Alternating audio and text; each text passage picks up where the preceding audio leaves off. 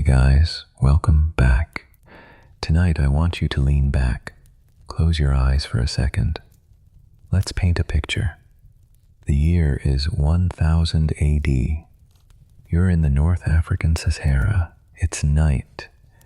You're lying on a soft camel hair blanket under a sky so full of stars it looks like spilled diamonds. In the distance, you hear the low, mournful call of a camel. The wind whispers through the camp, a gentle rustle of tent fabric. You reach out a hand, lazily poke at a crackling campfire, and just breathe. You feel the immense, majestic silence of the desert. It sounds beautiful, doesn't it? Like a premium, off-grid wellness retreat, a digital detox package for the discerning historical traveler. A moment of pure, unadulterated peace. It's also a complete and utter fantasy. The reality of that scene is so profoundly miserable, so saturated with discomfort and filth, that most of us would trade it for a traffic jam on a Monday morning in a heartbeat. That majestic silence, it doesn't exist. That soft blanket, a myth. That romantic campfire, you don't want to know what it's burning. Tonight, we're not just walking with an empire, we're lying down with one, or rather, on the fringes of several, in one of the most brutal environments on Earth. We're going to debunk this beautiful, serene image. Piece by piece, we're going to replace the poetry with the gritty, stinking prose. So, get comfortable in your climate-controlled room on your memory foam mattress, because you are about to experience the year 1000, and you are not going to enjoy it. Congratulations. You're here, the Sahara, and the first thing you notice is the blanket. It's not a blanket. It's an instrument of torture disguised as bedding. You've heard the term camel hair, and your modern mind conjures images of luxurious, impossibly soft coats sold in high-end department stores. This is not that. This is raw, unprocessed hair, sheared from a greasy, bad-tempered animal and woven into a coarse, stiff mat. Lying on it feels less like reclining on a cloud and more like sleeping on a doormat made of steel wool and regret. The individual hairs are thick, wiry, and seem to have been sharpened to a fine point. They prickle and stab at you through your clothes, 1,000 tiny, insistent needles, reminding you of your poor life choices, and it is not clean. Oh, heavens no. This blanket has a rich and storied history. It's a living archive of every journey it's ever been on. It's absorbed the sweat of a dozen different men, the grease from countless meals, the dust of 1,000 miles. It has a smell, a deep, foundational odor of damp, musty animal overlaid with the sour tang of human perspiration and old wood smoke. Or, more accurately, dung smoke. We'll get to that. But the texture and the smell are just the welcoming committee. The real residents are the fleas and the lice. This blanket is a bustling metropolis for parasites. It's their entire world. They were born here, they will die here, and in the meantime, they will feast upon you. You feel them. A constant, maddening crawl across your skin. A tiny tickle in your hair, on your neck, down your back. You try to scratch, a frantic, useless gesture that only seems to excite them. Each bite is a tiny, hot spark of irritation that blossoms into an insatiable itch. There is no escape. You can shake the blanket out tomorrow in the sun, and a cloud of dust and tiny black specks will fly out. But you'll never get them all. They are your co-pilots on this journey, your tiny, blood-sucking companions. So you lie there on your scratchy, crawling bed of filth, and you try to find a comfortable position, which brings you to your next problem, the ground. There is no memory foam here, no ergonomic support. Beneath your miserable excuse for a blanket is the desert floor. It's a lumpy, unforgiving surface of packed sand and unseen rocks.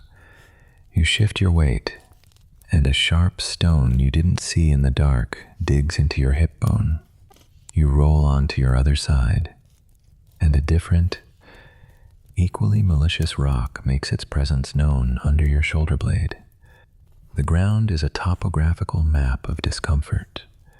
Every bump and hollow seems perfectly calibrated to find a nerve or a pressure point, and it is cold. So very, very cold. The desert is a creature of extremes. By day, it's an oven that bakes the moisture out of your very soul. But the moment the sun vanishes, it's like a switch is flipped. The heat radiates away into the clear, empty sky, and the temperature plummets. This isn't a refreshing evening chill. This is a deep, penetrating cold that seeps into your bones. It feels heavy, like a physical weight pressing down on you. The wind, that gentle rustle of tent fabric, is not your friend. It's a blade. It finds every gap in your clothing, every exposed inch of skin. It carries with it a fine, abrasive grit of sand that stings your cheeks and gets in your eyes, making them water and burn. You pull the horrible blanket up to your chin, but the cold seems to pass right through its coarse weave. You curl into a ball, trying to conserve your body heat, your muscles tight and shivering. This is not the quiet contemplation of the cosmos.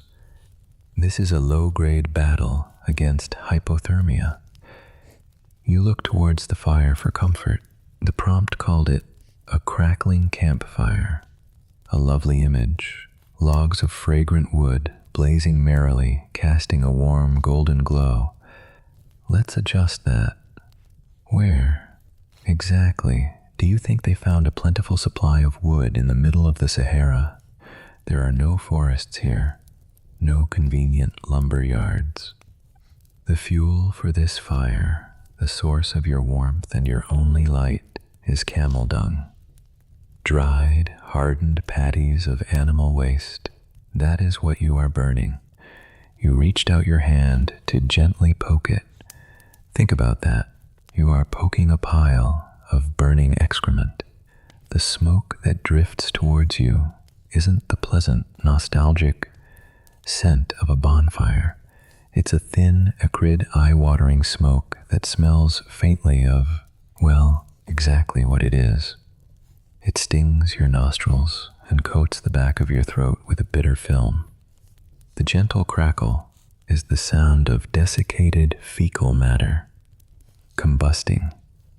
It's not a song, it's a symptom. The fire itself is small, pathetic, and jealously guarded. Fuel is precious. It's not for ambiance, it's for survival. It provides just enough light to see the miserable faces of the men around you, and just enough heat to keep the frost from forming on your eyelashes. It's a tiny pocket of defiance in a vast, cold darkness, and it smells like a barnyard incinerator. So you're lying on an itchy, flea-ridden mat, on top of lumpy, frozen ground, shivering in a wind that feels like it's full of tiny shards of glass, staring at a pathetic, stinking fire made of poop. How's that majestic silence treating you? Let's talk about the soundscape. The myth promises silence, punctuated by a low seeming from a distant camel. A seeming is a neigh, a groan. It sounds poetic. The reality is something else entirely. A camel doesn't make a low, mournful, cinematic sound. A camel, when it decides to make noise, produces a symphony of guttural, wet, frankly disgusting noises. It's a bubbling, gurgling roar that sounds like a blocked drain being cleared with industrial-grade acid. It's the sound of a creature in perpetual, grumpy protest. They groan when they are made to stand. They bellow when they are loaded. They shriek when they are annoyed. And they are always annoyed. So that distant, romantic call is more likely a series of violent, phlegmy complaints from an animal that has the personality of a disgruntled tax auditor. And that's just the camels. The human element is not silent. The camp is full of men, exhausted, sick, uncomfortable men. The air is filled with the sounds of their suffering. The man next to you has a deep, hacking cough. It's not a polite clearing of the throat, it's a wet rattling, lung-wrenching affair that sounds like he's trying to bring up a vital organ. Every few minutes, he erupts in a fit of coughing that shakes his whole body, followed by a thick, heavy spit into the sand. You try not to think about what diseases are being aerosolized. Just a few feet from your head, someone else is snoring. Not a gentle, rhythmic purr. This is a full-throated, sleep apnea-level snore, a wet, ragged sawing noise that seems to vibrate through the very ground. It's punctuated by sudden snorts and gasps for air. Privacy? Personal space? What are those? You are packed in together for warmth and security. You are intimately familiar with the sleeping habits and blood respiratory problems of every man in a 10-foot radius. You hear muttering, men talking in their sleep, their dreams haunted by the anxieties of the journey. You hear the soft, almost constant sound of scratching as everyone else fights their own private war against the lice. You hear the flat, unpleasant sound of someone breaking wind, a common and unavoidable consequence of a diet of dried beans and questionable water. The majestic silence is a lie. The desert night is a cacophony of biological noise. It's the white noise of misery. The wind howls, the camels complain, the men cough and snore and fart. It's about as peaceful as a hospital ward during a power outage. And over all of it, permeating everything, is the smell. Humans are sensory creatures, but we in the modern world have sanitized our sense of smell into oblivion. We live in a world of air fresheners and scented candles. You are not in that world anymore. You are in a world where everything has a powerful, unfiltered, and usually unpleasant odor. Let's build a scent profile for your location. The base note, the foundation of the entire olfactory experience, is camel. These are not zoo animals, washed and groomed. These are working beasts, and they reek. It's a thick, musky, greasy smell that clings to everything. The blankets, the tents, your clothes, your skin. It's the smell of their oily, unwashed hides, their sour breath, as they chew their cud, and of course their waste.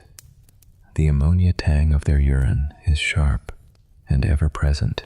Their dung, even when dried for fuel, carries a faint, earthy foulness. You are living in a cloud of camel. On top of that, you layer the human smell. Deodorant has not been invented. Daily bathing is an impossible luxury. Water is for drinking, not washing. Everyone here is caked in a film of their own sweat, dust, and grime. After weeks on the trail, everyone has a ripe, pungent body odor that is a unique signature of their personal chemistry and diet. Add to that the universal scent of unbrushed teeth, a sour, swampy smell that makes conversation at close range a true test of endurance. Then there are the incidental smells, the smell of the food, not sizzling bacon. Think rancid fat. The caravan carries preserved meat, usually mutton, heavily salted and packed in animal fat. As the journey wears on, the fat begins to turn, developing a sharp, sickeningly sweet smell that taints every mouthful. There's the smell of leather, the saddles, the waterskins, the harnesses, a heavy animal smell that's been cured with tannin and sweat. The waterskins called gerbasas are made from goatskin. The water stored inside takes on a distinct goaty flavor and smell, an acquired taste that you will never ever acquire. You take a breath and you inhale a complex cocktail of camel musk, human sweat, bad breath, rancid fat, burning dung, and goat-flavored water. This is the air you breathe. It's thick enough to taste. Speaking of which, you are thirsty. Not just, I could use a glass of water, thirsty. You are fundamentally, cellularly dehydrated. During the day, the sun has been sucking the life out of you. You ration your water, sipping a few mouthfuls of the foul, goat-tasting liquid from your waterskin. It's never enough. Your mouth is dry and sticky. Your tongue feels like a piece of felt. Your lips are cracked and bleeding. When you swallow, it feels like sandpaper going down your throat. This constant, nagging thirst is a background hum to your existence. It's a physical manifestation of the desert's power over you. It makes it hard to think, hard to focus. Every decision is filtered through the lens of, where is the next well? You're also hungry. The evening meal was hours ago. It was, as always, a small portion of millet porridge, boiled with a few chunks of that rancid, salted meat, and a handful of dates. It was gritty. Everything is gritty. The wind ensures that a fine layer of sand coats every surface, including your food. You've learned to chew carefully, to accept the sensation of grinding sand between your teeth as just part of the dining experience. It's the local seasoning, but the meal was small and the gnawing emptiness in your stomach has returned. It's a dull, persistent ache that reminds you that your body is consuming itself to stay alive. So you lie there, itchy, cold, aching, thirsty, and hungry. The glorious stars are above you. Yes, an ocean of them. The Milky Way is a thick, luminous smear across the sky, and for a moment you can almost understand the poetry. You look up at the infinite, silent beauty, and you feel a sense of awe. Then a flea bites you on the eyelid, and the moment is gone. You are not an astronomer. You are not a philosopher contemplating the void. You are a piece of cargo, and those stars are not a source of wonder. They are a terrifying, indifferent map.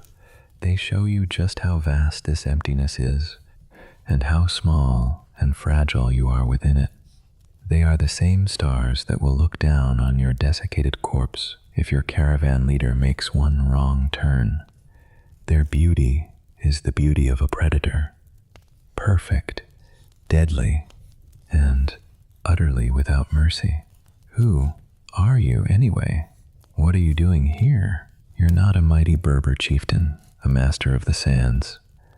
You're probably a merchant or a merchant's assistant, or maybe just a hired guard. You've sunk your life savings or taken on a crippling debt to join this caravan. Why? For profit. The trans-Saharan trade is the engine of this world.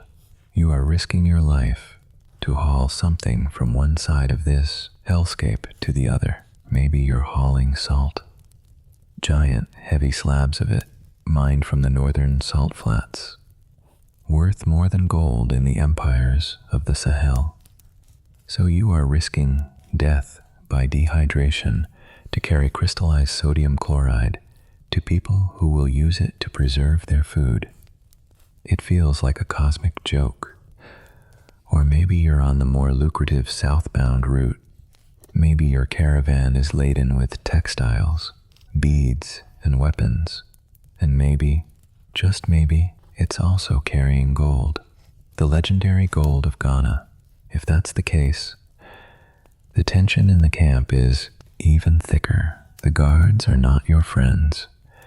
They are professionals, and their loyalty is to the gold, not to you. Every man in this camp has done the mental arithmetic. They've calculated the value of the cargo versus the value of a human life.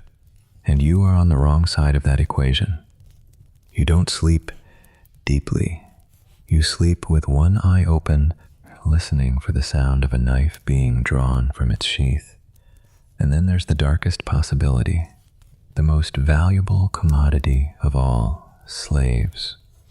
Look over there in the shadows at the edge of the firelight.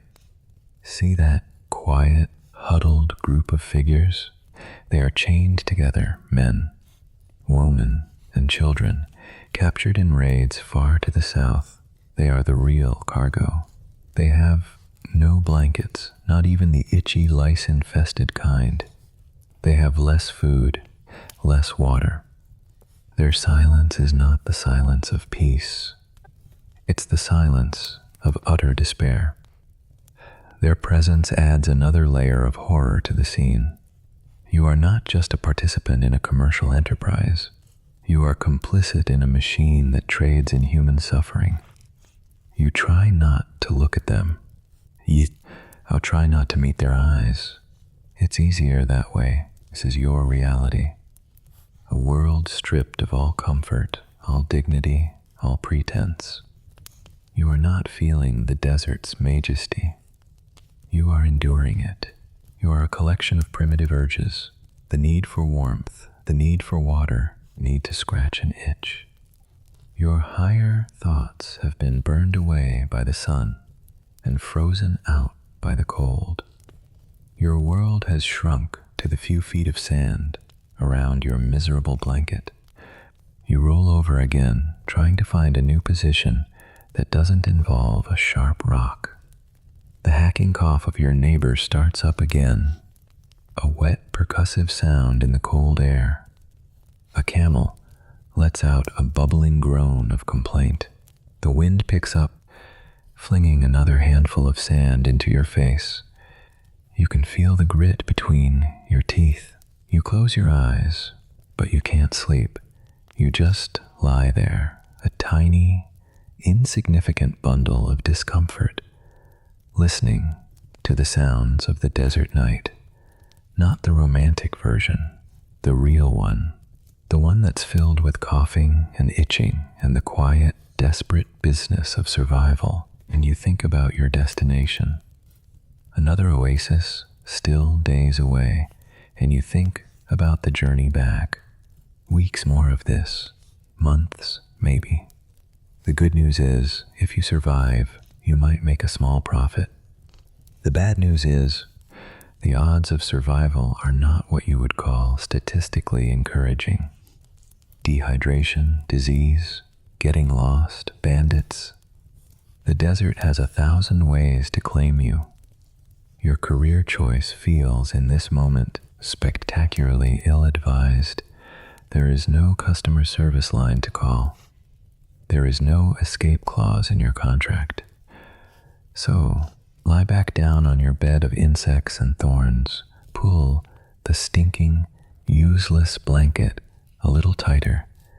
Try to ignore the gnawing in your belly and the rasp in your throat. Listen to the symphony of suffering that surrounds you and look up at those beautiful, terrifying stars. This is it. This is the authentic historical experience. This is the majestic silence of the Sahara. Circa 1000 AD. Enjoy it, because tomorrow you have to get up, load a grumpy, spitting camel, and walk for 10 hours under a sun that actively wants you to die. And the day after that, and the day after that. Suddenly, the thought of your desk job, your commute, the blinking cursor on a spreadsheet, it doesn't seem so bad, does it? Be grateful for your boring, comfortable, sanitized life. Be grateful for clean water, soft beds, and the profound luxury of not having to smell burning camel dung. The past is not a place you want to visit. It's a place you're lucky to have escaped. Let's turn to that blanket, that camel hair blanket you're lying on. Let's take a moment to really feel it. The phrase camel hair blanket sounds luxurious, doesn't it? Like something you'd find in a high-end catalog, listed for an obscene price under the category of rustic comfort. This is not that. This blanket is woven from the shed winter coat of something that clearly hated its life, and its primary function is not comfort, but abrasion. It has the texture of a welcome mat made of steel wool. It's coarse, it's stiff, it's impregnated with years, perhaps decades, of sand, sweet, spilled food, and the faint, yet persistent, ghost of camel urine. It smells like a dusty, lean, dead animal, and it is, of course. Moving not on its own, it has help. Lean in close, closer. In the flickering light of your pathetic little fire, you can see the ecosystem thriving in the coarse weave. Tiny specks of life, going about their business. Fleas, lice, mites. This isn't a blanket. It's a mobile ecosystem. A condominium for parasites. You're not just sleeping under the stars. You're providing a complimentary bed and breakfast for 1,000 generations of insects whose entire evolutionary history has been dedicated to finding and feasting upon things exactly like you. You shift your weight, and the scratchiness is not just a sensation, it's a sound, a dry rasping sound, like sandpaper being dragged across a tombstone. And with every movement, you feel a dozen tiny phantom itches break out across your back, your legs, your scalp. Are they real? Are they imaginary? Does it even matter? The result is the same, a low-grade, maddening torment that denies you the simple mercy of rest. There's no thread count here. There is only a bug count, and business, for them, is booming. So you lie there trying to find a position where the woven barbs aren't digging directly into your hip bone, and you look up, and yes, the stars. We have to give the past this one. There are no words in your language or mine to adequately describe the sky you're looking at. Without the smudgy, orange veil of light pollution, the heavens are not just dotted with stars. They are absolutely violently ablaze with them. The Milky Way isn't a faint, milky smudge. It's a thick, gaseous river of light, a celestial Grand Canyon carved through the cosmos. It looks three-dimensional. It looks close enough to touch. You can see nebulae with the naked eye, great, ghostly clouds of pink and purple hanging in the void. You see so many stars that the familiar constellations of your own time are lost, drowned in a sea of a million other, brighter points of light. It is a planetarium dome made of crushed diamonds, stretching from one flat, black horizon to the other. It is the most beautiful thing you have ever seen, and it is utterly terrifying because that beauty is not for you. It's the cold, indifferent beauty of a nuclear explosion seen from a safe distance. Except you are not at a safe distance. You are in the blast radius. That sprawling, majestic, silent vista is not a comforting blanket of wonder. It's a visual representation of your own insignificance. Each one of those stars is a sun. Each one is a reminder of the scale of the universe, and by extension, the absolute microscopic scale of you. You, a tiny, itching, shivering bag of meat and anxiety, lying on a filthy rug in the middle of a featureless expanse of sand that is actively trying to kill you. The sky is not a roof, it's a hole, a bottomless black infinity, and you are clinging to the edge of it by your fingernails. There are no airplanes blinking in the distance, no satellites tracing silent, predictable arcs. There is no one watching, no one is coming. The sheer crushing, silent loneliness of that sky is a physical weight. It presses down on you, it empties your lungs, and it is cold. Oh, you thought the desert was hot? That's its day job. At night, it puts on a different uniform. The heat of the day radiates away into that enormous empty sky with shocking speed. What's left is a dry, predatory cold. It's not the damp, clinging cold of a winter in London or New York. It's a thin, sharp, surgical cold that finds every gap in your clothing, every exposed inch in of skin. It feels like it's actively pulling the warmth out of your body. Your breath plumes in front of your face, a ghostly white puff that is instantly snatched away by the darkness. The rocks around you, which were hot enough to cook on just hours ago, are now leaching heat from the air, from the ground, from you. The sand beneath your blanket is no longer a warm bed. It's a cooling plate. You huddle closer to the fire, this fire. Let's talk about this fire. In your world, a campfire is a choice. It's for ambiance, for roasting marshmallows. It's a decorative accessory to a good time. This fire is your life support. It is the only thing standing between the 37 degrees Celsius of your internal body temperature and the near 0 degrees of the surrounding world. Your one and only job, aside from not getting eaten by your own blanket, is to not let this fire go out. To let it die is not an inconvenience. It is a potential death sentence. So you watch it with the focused anxiety of a day trader watching a stock ticker in a market crash. You poke it with a stick, as the romantic notion goes. But you're not doing it idly. You're not lost in contemplative thought. You are performing a delicate, high-stakes calculation.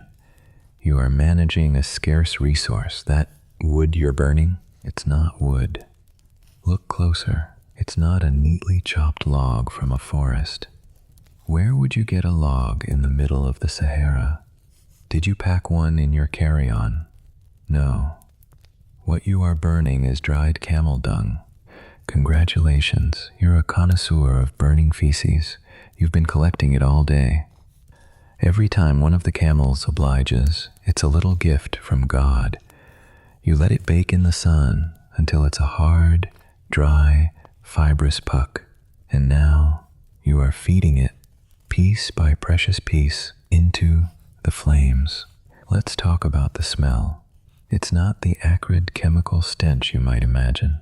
It's earthy, an intensely dry, grassy, smoky smell. It's not pleasant, not by a long shot. It's the smell of burnt hay and heated dust and something else, something vaguely animal and fundamentally unpleasant. It's a smell that clings. It's in your clothes, in your hair, on your skin. You will smell of it for days, for weeks. It's the official perfume of the trans-Saharan caravan.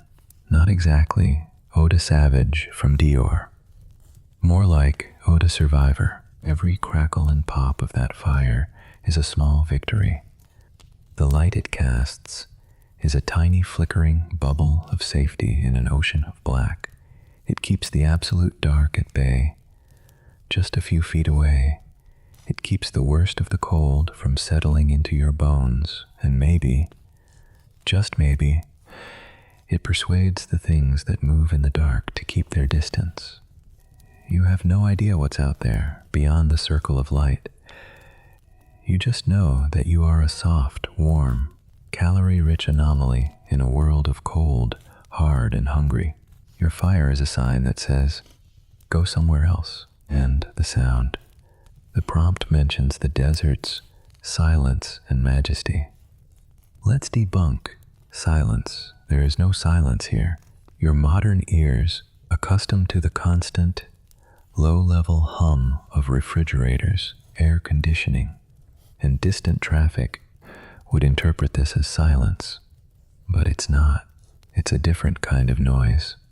Listen first. There's the wind. It's never truly still.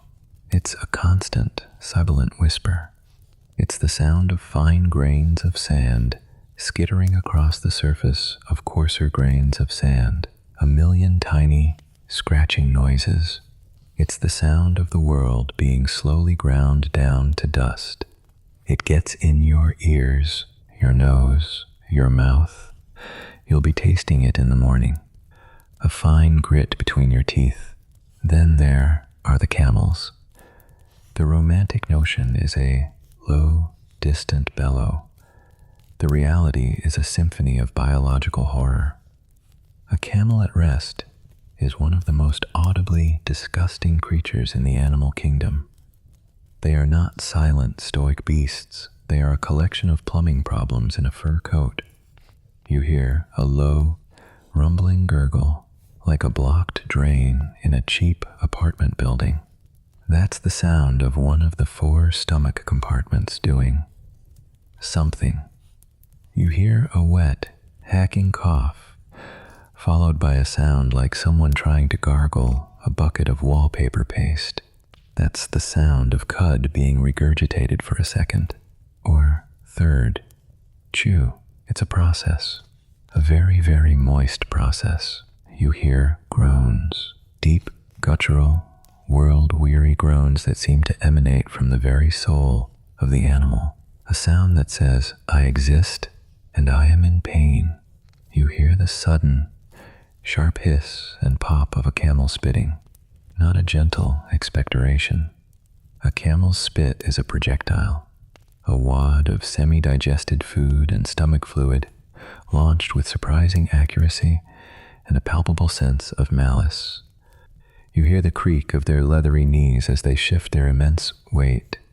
You hear the soft, heavy plop of fresh dung hitting the sand, a sound that, to your trained ear, is the sound of future warmth. The noises are constant, wet, and deeply unsettling. It sounds less like a caravan at rest and more like a geriatric ward during a plumbing crisis. And then there are the other people, dozens of them, scattered around other small, dung-fueled fires, and they are not silent either. You hear a man a few feet away snoring. It's not a gentle rhythmic sound. It's a choked, gasping, desperate battle for air, a snort, a whistle, a long pause where you're pretty sure he's died, followed by a violent, explosive snore that sounds like a saw cutting through wet timber. You hear another man cough, a deep rattling, productive cough from the bottom of his lungs, a cough that speaks of a long life of breathing in dust and smoke.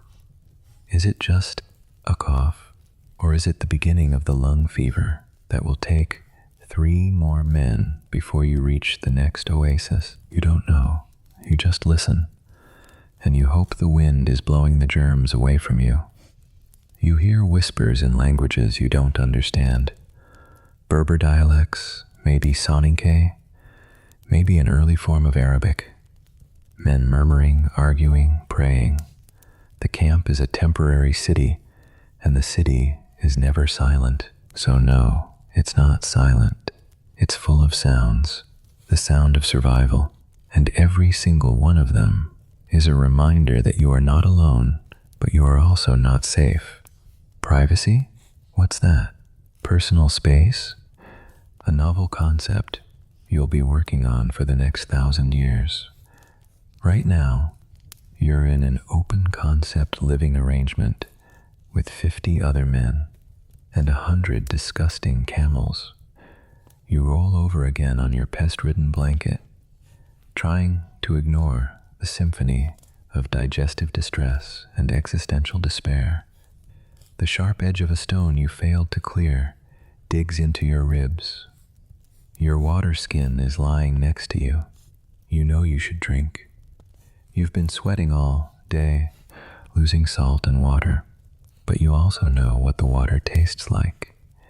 It's been in that goatskin bag for days.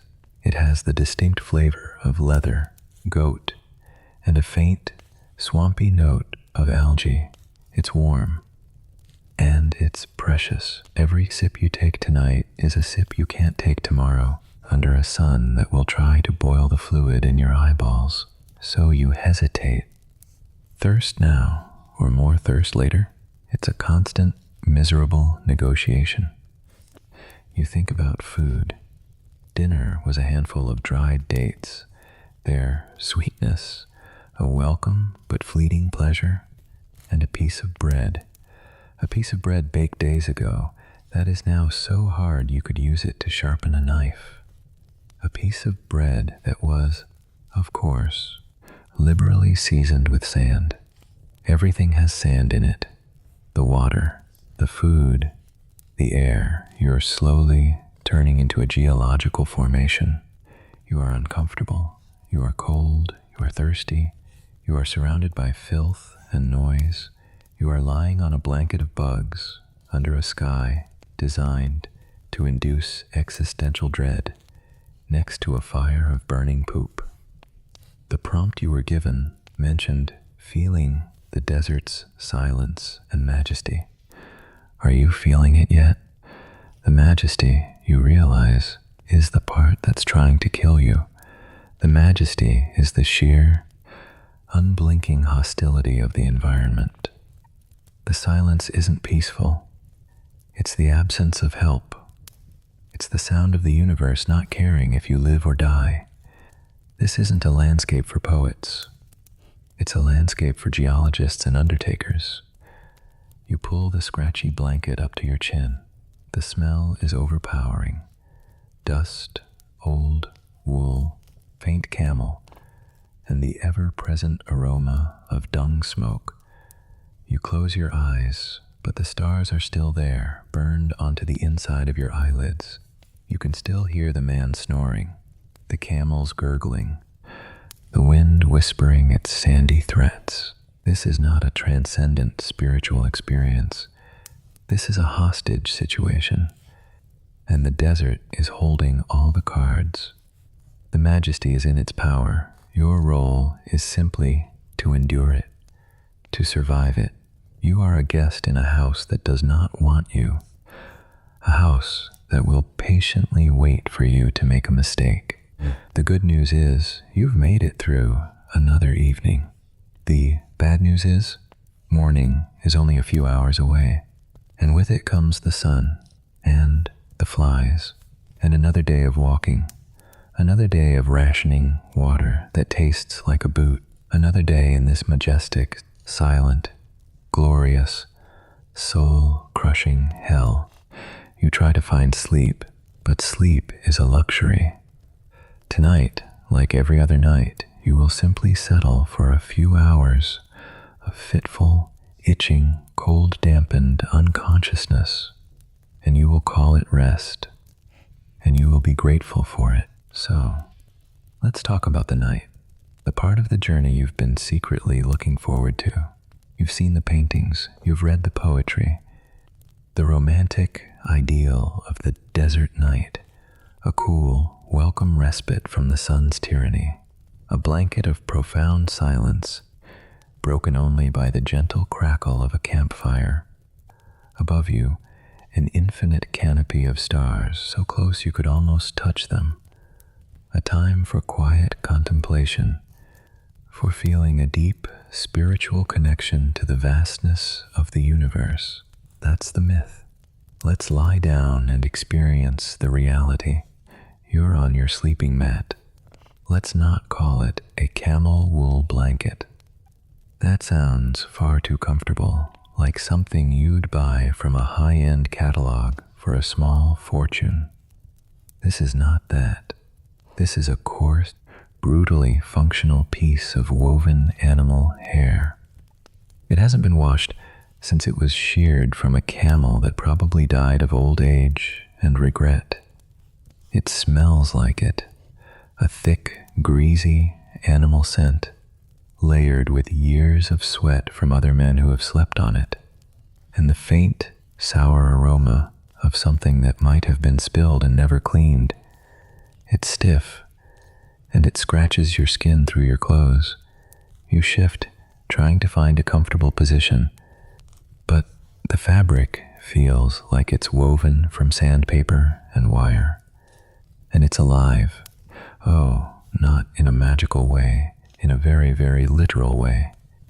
It is a thriving, self-sustaining ecosystem of things that crawl and bite. As you lie there, you can feel the tiny, tickling movements against your skin. Fleas, lice, mites, they've been patiently waiting in the dormant fabric all day, and now that a warm body has arrived, a fresh buffet, they are feasting. You feel a sharp prick on your neck. You slap at it. Another on your leg. You scratch, but it only makes it worse, a hot, spreading itch that is impossible to satisfy. Congratulations. You have become a mobile home and all-you-can-eat restaurant for a small army of parasites. This is not a premium feature. There is no customer support line to call. Now, about that ground you're lying on, you imagined soft, yielding sand, a natural mattress. No, the caravan leader, a man whose face looks like a dried apricot that's been left out in the sun for a century, made camp on a patch of hard, rocky ground. It's more stable for the tents and the animals, you see. For you, it means every pebble, every sharp-edged stone is digging into your back, your hips, your shoulders. You try to wriggle into a position where a particularly sharp rock isn't trying to introduce itself to your kidney. It's hopeless. There is no memory foam in 1000 AD. There is only rock. The cold from the stone seeps through your pathetic excuse for a blanket, a deep, bone-chilling cold that has nothing to do with the air temperature. It's the cold of the earth itself, sucking the warmth out of you like a vampire. And the silence, that magnificent, profound silence. What silence? Are you kidding me? Listen, really, listen. First, there are the camels. They are not noble, silent beasts of burden. They are walking, breathing factories of disgusting noises. They chew their cud all night, a wet, sloppy, grinding sound like someone mixing cement in their mouth. They belch deep and sonorous eructations that smell of half-digested thorns and pure malevolence. They gurgle, a sound from deep within their labyrinthine stomachs, like plumbing on the verge of catastrophic failure. They moan and groan, low, guttural complaints that sound suspiciously like they're mocking you. And they fart. Oh, do they fart. Long, drawn out, fabric-ripping releases of gas that carry on the wind and could probably be used as a chemical weapon. You're downwind from about 40 of them. The air is not crisp and clean. It's a thick, acrid soup of camel flatulence and regret. Then there are the humans. You are not alone on a spiritual retreat. You are crammed into a small perimeter of firelight with 50 other people, none of whom you chose to be with, and they are not observing a respectful silence. The man 2 feet to your left is snoring, not a gentle, rhythmic purr. This is a desperate, gasping, wet-sounding snore, a battle for air that he seems to be losing. Each intake is a high-pitched whistle, and each exhale is a rattling, phlegmy explosion. It's the sound of a dying engine trying to turn over. You are convinced he is going to stop breathing at any moment, and part of you, the dark, sleep-deprived part, almost hopes he does. The man on your right is muttering in his sleep, a frantic, whispered stream of gibberish, punctuated by sharp, fearful yelps. He's probably dreaming of bandits or scorpions, or the crushing existential weight of being a merchant whose entire fortune is currently tied up in sacks of salt, loaded onto gassy, ill-tempered quadrupeds. His anxiety is so palpable, it's practically another person lying between you. Someone is coughing, a dry, hacking, relentless cough that echoes across the camp. It's a deep, chesty bark, the kind that says lungs are scarred and full of dust. Tuberculosis? Pneumonia? Who knows? It's just another part of the nightly soundtrack, the percussive beat to the symphony of misery. You try to time your breathing to avoid inhaling when he coughs, a futile gesture that only makes you more aware of the air you're sharing. You hear hushed arguments from one of the tents, the sharp, angry whispers of men who have spent too much time together. Something about a missing water skin, a gambling debt. It's the low-grade, simmering tension of a dysfunctional family on a road trip from hell. Hell. You hear the soft, rhythmic chanting of a devout man praying, his words a desperate plea for deliverance, for mourning, for anything other than this. It's not comforting. It's terrifying.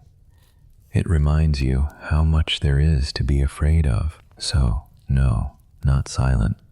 It's a cacophony, a layered, textured, deeply personal orchestra of human and animal suffering. The only thing silent is your own scream, which you're holding in, because showing weakness is not a good survival strategy out here. Let's talk about that campfire you're supposed to be gently poking, the romantic centerpiece of your desert fantasy. The prompt said you gently bodong gohojong renshao de mu chai, gently poke the firewood. A lovely image.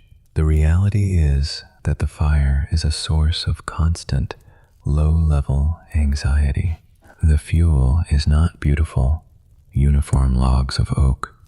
It's gnarled, twisted acacia wood scavenged from the skeletal remains of trees that lost a centuries-long argument with the desert.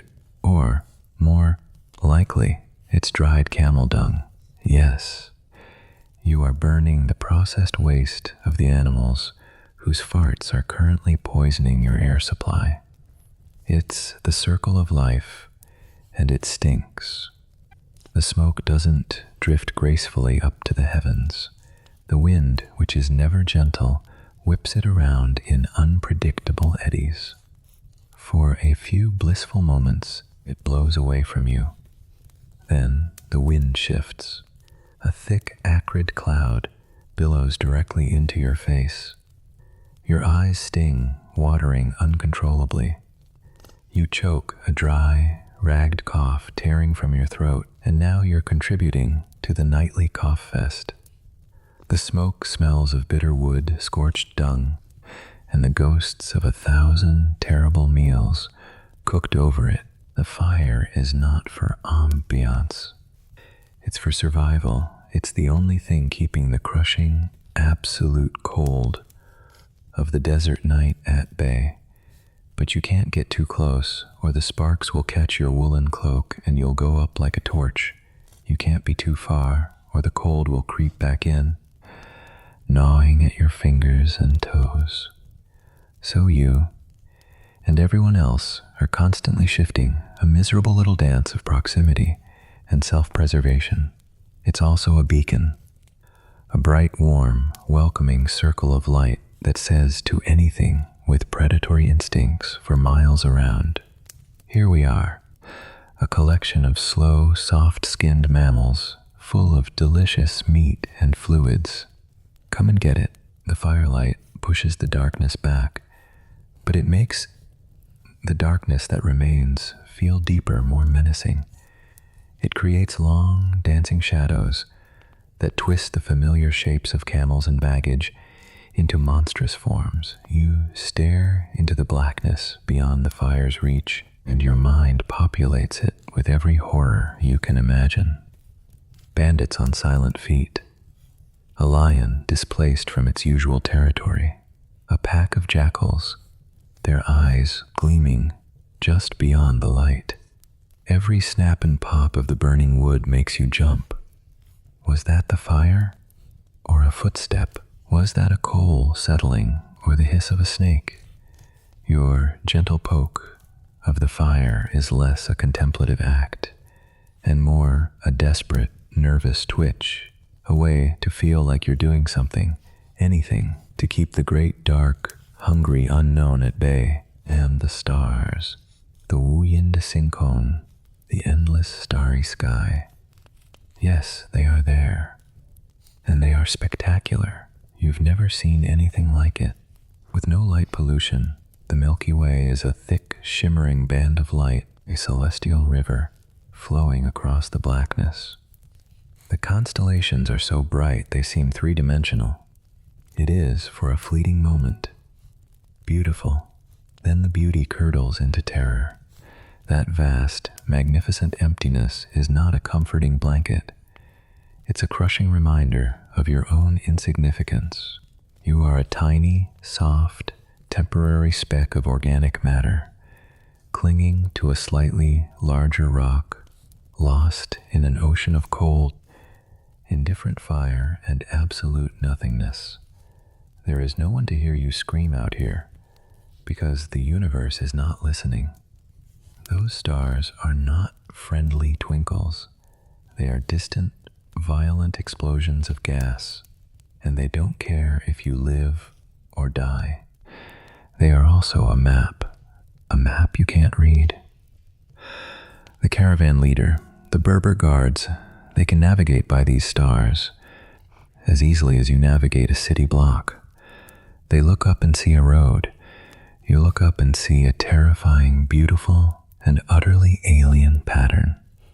If you were to get separated from the group, those stars would be your only guide, and they might as well be written in a language you'll never understand. They are a constant, glittering reminder of how dependent you are, how utterly helpless. Their beauty is the beauty of a predator's eye, just before it strikes. Let's be practical for a moment. You've been drinking water. Not much, because it's strictly rationed, but enough.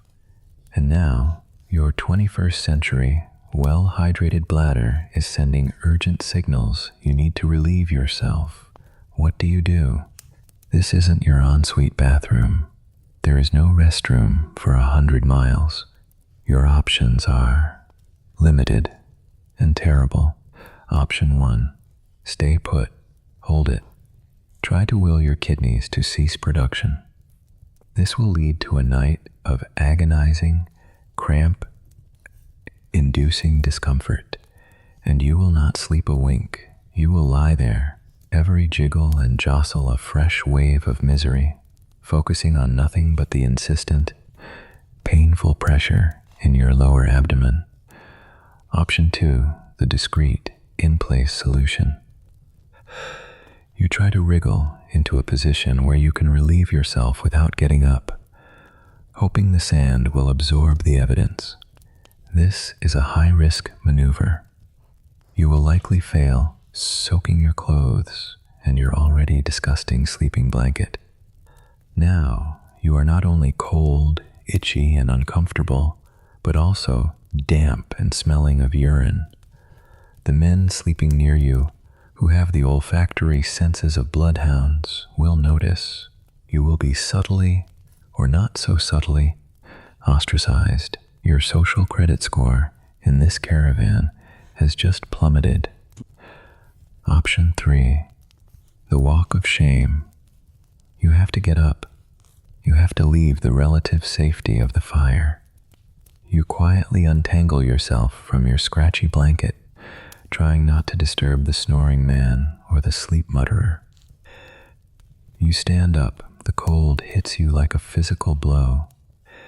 You are now a perfect silhouette against the fire.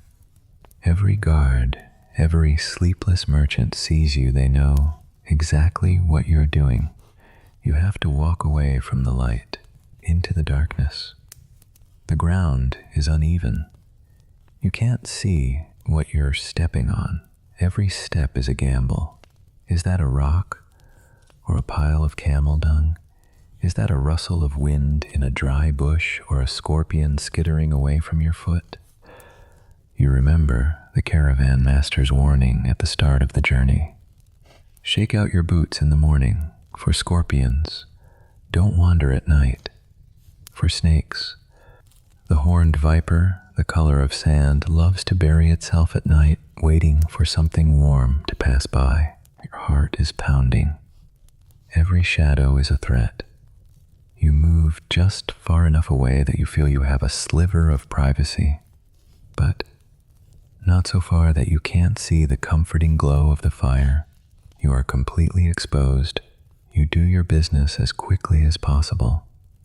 A frantic, undignified act. You are acutely aware of your vulnerability. This is not a peaceful moment of relief. This is a tactical operation under extreme duress. Then you have to make the journey back across the minefield of rocks and potential venomous creatures, back to your cold, hard patch of ground. You slip back under your flea-bitten blanket, the chill of your little excursion still clinging to you. You are wide awake now, your adrenaline firing on all cylinders. Sleep is a distant memory. You lie back, staring up at those indifferent stars. The fire crackles, a sound that is no longer comforting. A camel groans. The man next to you lets out a particularly violent snore. You feel another itch, this time on your scalp. You scratch and your fingers come away with something small and hard. You flick it away into the darkness. This is your night in the Sahara. It is not silent. It is not peaceful. It is not magnificent. It is loud. It is filthy. It is stressful, uncomfortable, and deeply, profoundly terrifying. You are cold. You are itchy. Your back hurts. And you are surrounded by the smells and sounds of 50 exhausted, anxious bodies, both human and animal. The grand, cosmic beauty of it all is just a backdrop for a very intimate and personal kind of misery. You close your eyes not in blissful repose, but in a desperate attempt to shut it all out.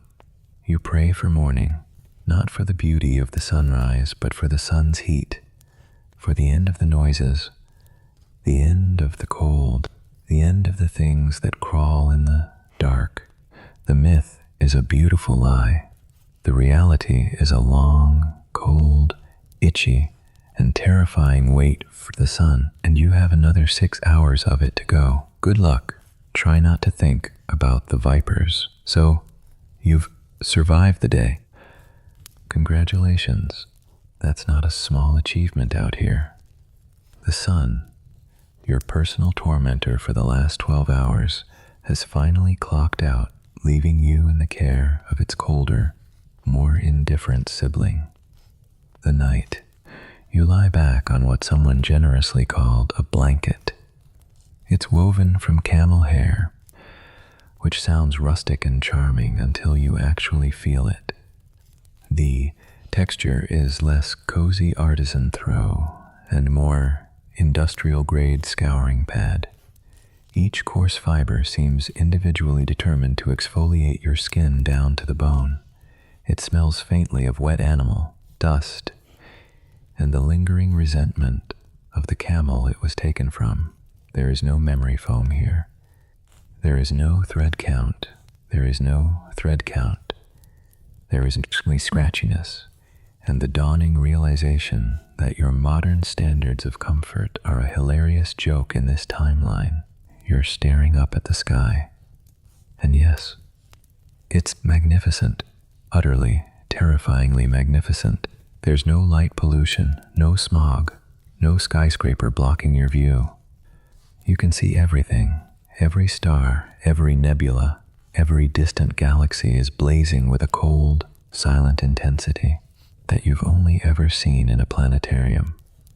The Milky Way isn't a faint, milky smear.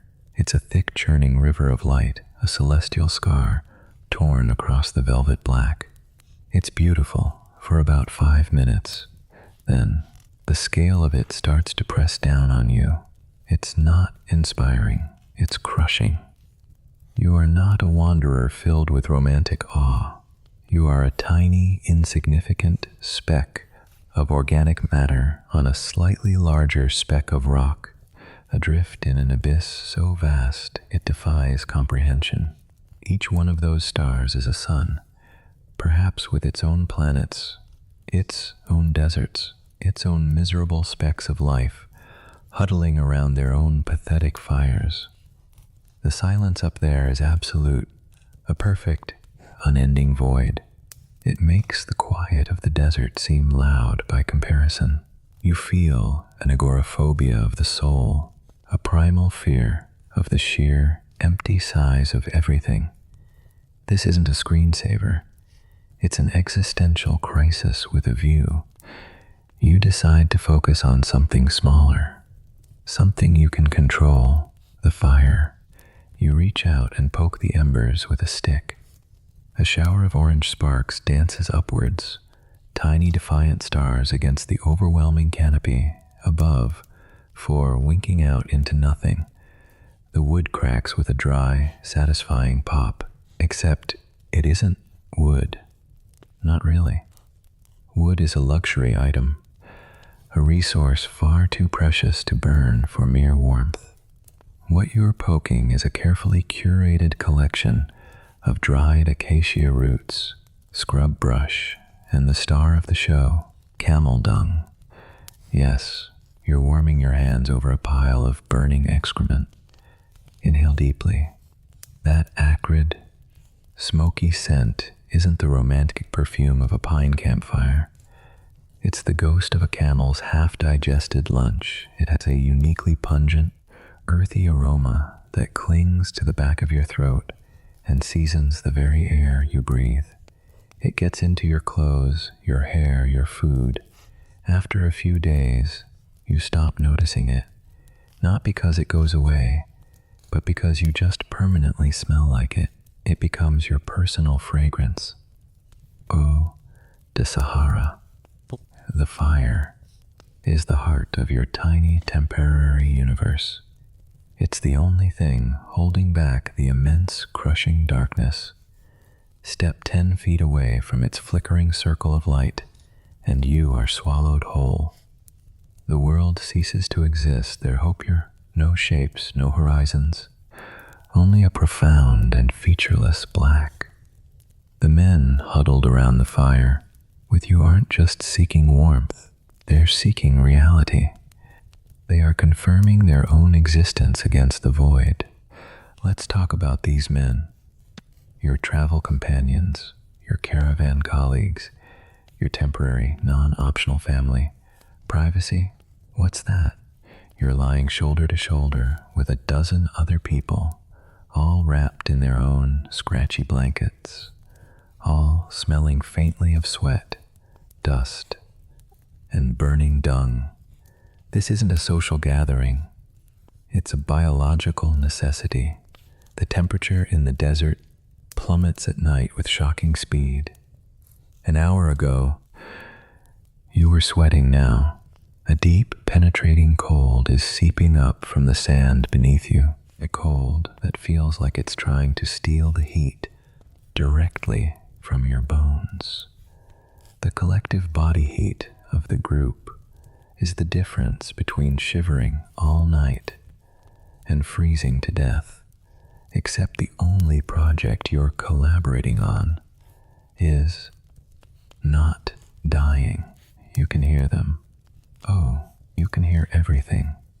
There's no door to close.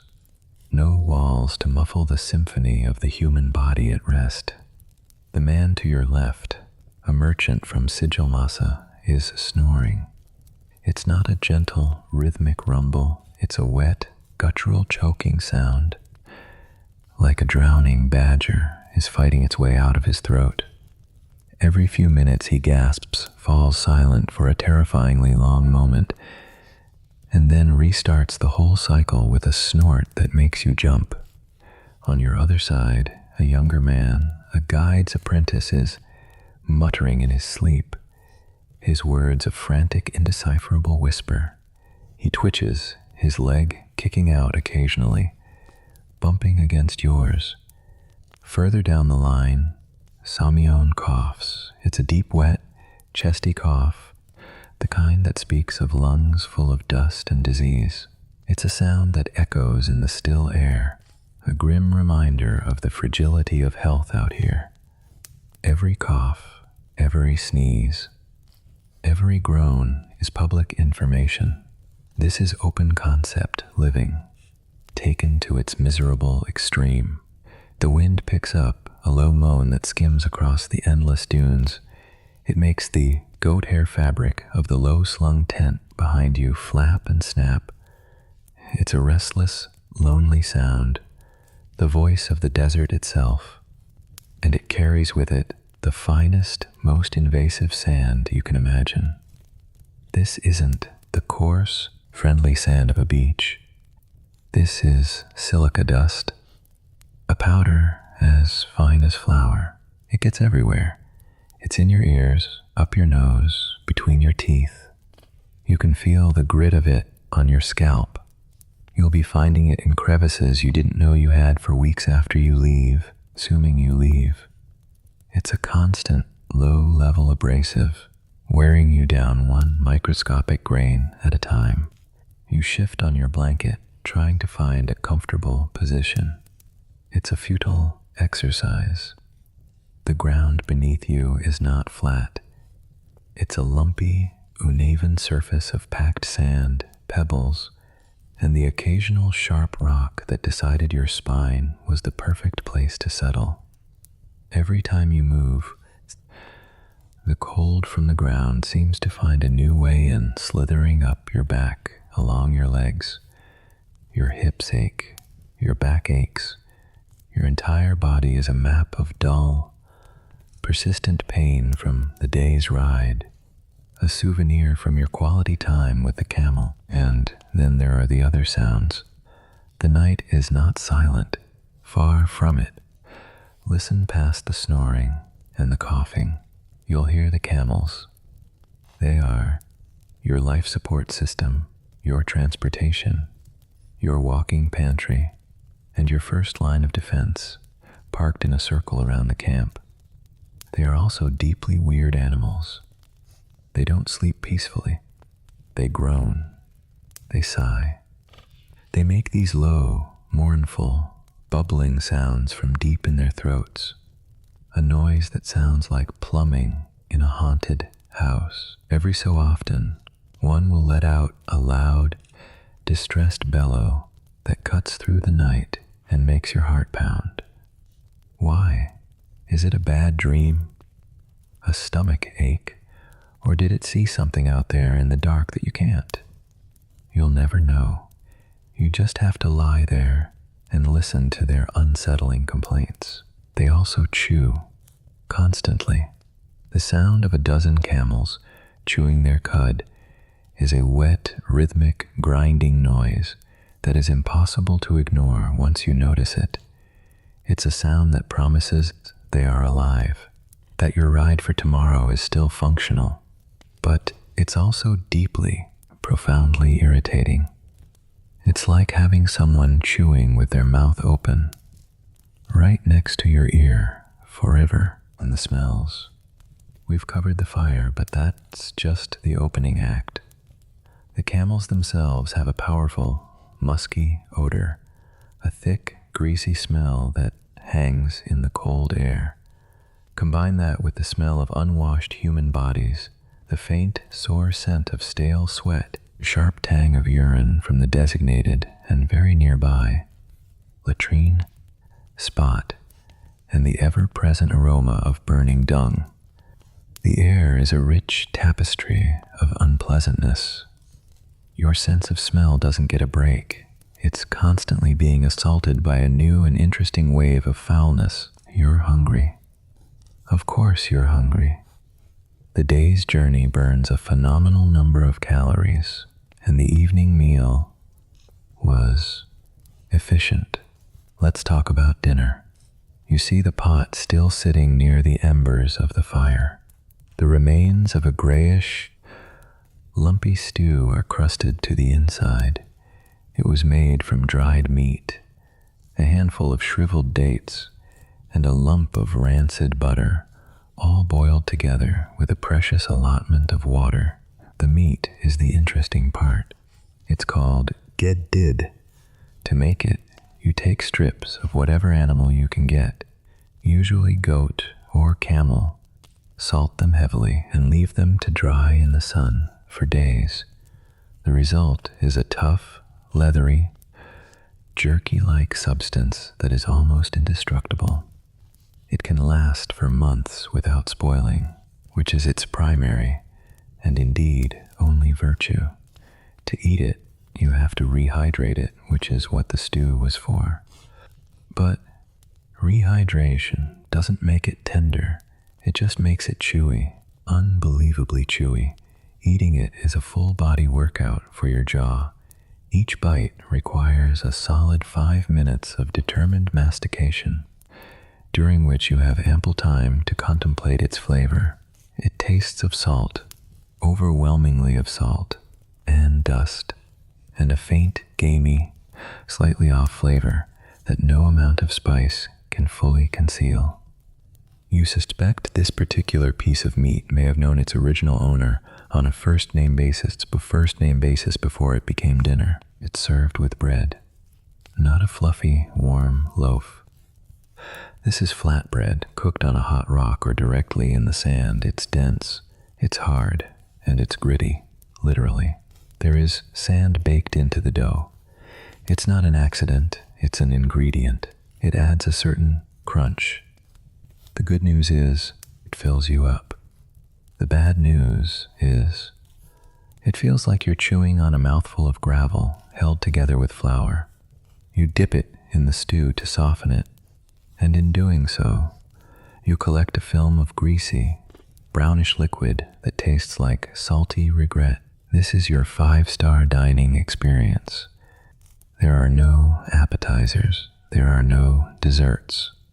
There is only the stew and the sandy bread, eaten with your hands from a communal bowl. You eat quickly, jostling for position with the others, trying to get your share before it's all gone. Table manners are not a priority. The priority is caloric intake. You try not to think about the fact that the hands dipping into that bowl alongside yours haven't been properly washed in weeks. Hygiene is a luxury for people who have unlimited access to water. You are not those people. Water, the true currency of the desert. Every drop is measured, rationed, and guarded. Your daily allotment is barely enough to keep you from collapsing. It's not served in a clean glass. It's doled out from a goatskin bag, a gurba. These bags are practical, but they impart a unique flavor to the water they hold. After a few days, the water starts to taste faintly of goat and leather and tar, which is used to seal the seams. You take a sip. It's warm, not refreshingly cool, but tepid, almost room temperature. And it has that taste, that unmistakable flavor of goat leather tar tea. You can feel the slime on the inside of the bag as you drink. You try not to think about what might be growing in there. You just drink. You drink because the thirst you feel is a deep, primal craving that overrides everything else. It's a dry, sticky feeling in your mouth, a thickness to your own saliva. It's a headache starting to bloom behind your eyes. Your body is screaming for liquid, and it doesn't care about the flavor profile. This is the reality of your quiet, majestic desert night. It's not peaceful contemplation. It's a constant, low-grade battle against discomfort, the cold, the hardness of the ground, the scratchiness of your blanket, the noise, the smells, the hunger, the thirst. Your body is a symphony of complaints. Your mind is a whirlwind of anxieties. You stare back up at the stars, that cold, indifferent spectacle. You try to find a constellation you recognize, Orion, maybe, or the Big Dipper, though it's in the wrong place. The caravan master navigates by these stars. He knows their names, their paths. To him, they are a map, a tool, a reliable guide. To you, they are a reminder of your own ignorance. You are completely, utterly dependent on the knowledge of others. If your guide were to simply walk away into the darkness, you would die. You would wander aimlessly until the sun baked you, or the thirst shriveled you. You have no skills. Your 21st century knowledge is useless. You can't code your way to an oasis. You can't Google how to survive in the Sahara circa 1000 AD. Your survival is a service provided by others, and you are merely the cargo. It's a profoundly humbling and deeply unsettling thought. You roll over again, pulling the coarse blanket tighter around your shoulders. The movement sends a fresh wave of cold air washing over your back. The snoring man lets out a particularly violent snort, and you flinch from the darkness beyond the circle of camels. You hear a sound, a high-pitched yip followed by a series of excited calls. Fennec foxes, maybe, or jackals. They are out there, in the blackness, watching the firelight, smelling the meat and the men waiting. They're part of this world. They belong here. You don't. Every part of you is an alien presence. Your soft skin, your weak stomach, your need for comfort and quiet. You are an intruder in this landscape, and the landscape knows it. It's trying to expel you. The sun tries to bake you, the night tries to freeze you, the sand tries to scour you, the thirst tries to wring you dry. Survival here isn't a given. It's an act of constant grinding defiance, yet you close your eyes, but the images of the day are burned onto the inside of your eyelids. The endless shimmering horizon, the bleached white bones of a camel half buried in the sand, a stark reminder of the stakes, the sun-cracked, leathery faces of the men around you, their eyes narrowed against the glare. You can feel the grit between your teeth. You can taste the ghost of the rancid butter. You can hear the rhythmic, wet grinding of the camels. Chewing. Sleep doesn't come as a gentle release. It comes as a grudging surrender, a temporary defeat in your ongoing war with reality. You don't fall asleep. You pass out from sheer exhaustion, your body finally overriding your mind's frantic protests. Your dreams will not be pleasant. They will be fragmented, anxious things, filled with thirst and endless walking. But for now, there is a brief, troubled oblivion. The snores of the merchant become a distant drone. The cold becomes a dull, constant pressure. The vast, starry abyss wheels silently overhead, utterly indifferent to your small, miserable existence. This is your bed for the night. This is your majestic desert experience. Enjoy the peace and quiet. The sun will be up in a few hours to start the whole process all over again. The cold is the first thing you really notice, not the dramatic, bracing cold of a winter morning back home. This is a different beast entirely. It's a thin, parasitic cold. A cold that has been waiting all day in the deep sand, biding its time while the sun tried to boil the marrow in your bones, and now, with the tyrant sun gone, it seeps upwards, through the ground, through the pathetic thickness of this camel hair blanket you've draped over your body. It's a damp, invasive chill that seems to ignore the layers of filthy cloth and go straight for your skeleton. You lie on your back, and the romance of the desert night, that pretty little picture someone sold you, lasts for about 5 seconds. The silence. They talk about the majestic silence of the Sahara. It's not silent. True silence would be a relief, a form of peace. This is a void filled with the low-frequency hum of dread. It's the kind of quiet that makes the sound of the blood pulsing in your own ears feel like a war drum. Listen closer. That isn't the gentle rustle of tent fabric in a cinematic breeze. It's a dry, frantic scratching, like sandpaper on canvas. It's the sound of the wind trying to peel the shelter away from you, to expose you completely. It's the sound of abrasion, the sound of things being worn down to nothing, including you. That low noise from the camels isn't a seeming, a noble, mournful call to the stars. It's a gurgle, a wet, unhappy, digestive complaint from a creature that is just as miserable as you are, only it has better instincts for survival and a much, much worse temper. It's the sound of a stomach processing the day's meager, thorny scrub. It smells, faintly, of regurgitated bile and dusty fur. And the stars, oh, the stars. Everyone imagines this breathtaking canopy of diamonds. And for a moment, it is. You look up and the sheer number of them is dizzying. The Milky Way isn't a faint smudge. It's a thick, creamy tear across the fabric of the night. So bright it feels like you could reach up and scoop it out with your hands. But then you keep looking, and the beauty curdles into terror.